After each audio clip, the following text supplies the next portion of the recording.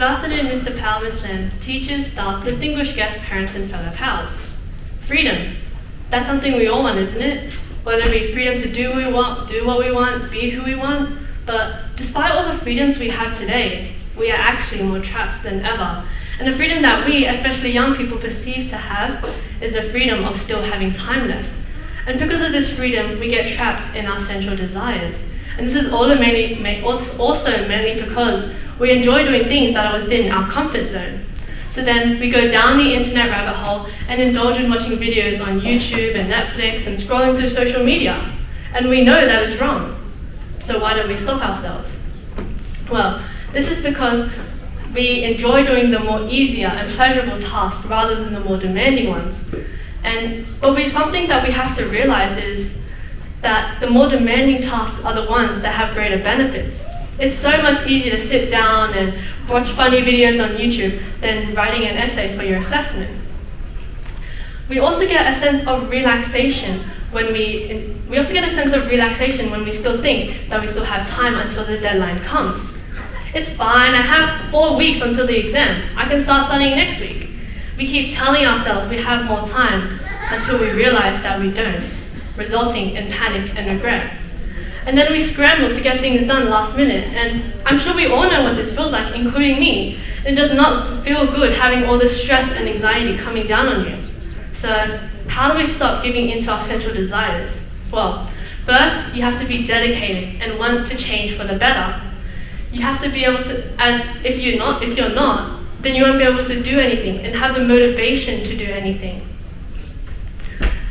But it's so easy getting distracted. Just one press and you've gone into the trap. And I know this through personal experience, and I know how hard it is to get out. So this is where the first solution comes in, guarding the sense faculties.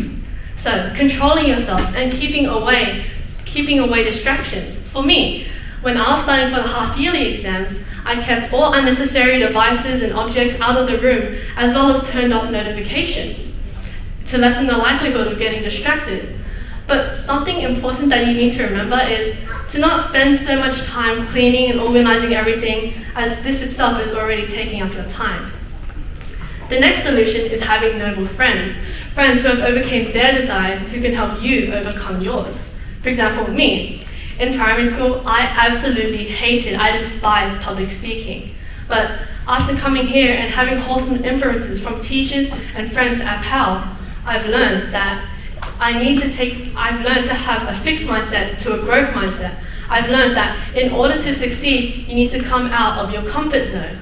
And I've also realized that we don't have as much time as we think we do. So in order to achieve success, we need to start now. Doing everything in moderation is also something that will help you overcome sensual desires. So not overdoing things and not doing too much of things. And you also have to ask yourself, are you doing these actions not out of pride and enjoyment, but in order to grow and learn, in order to do what you need to do, not what you want to do, in order to maintain and sustain your life? And first, we have to realize that we need to take these actions, and then we have to take the actions, and then we will truly know that that these actions will have a long-term benefit in the future. So, what's something that you've been putting off? Something you've always said, meh, I can do it later.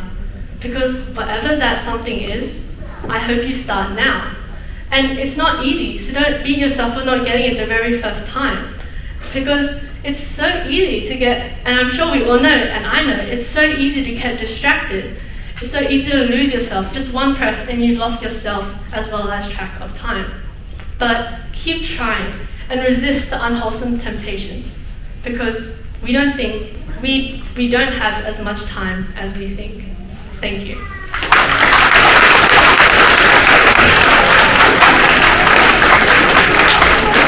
Thank you, Jasmine. Jasmine's speech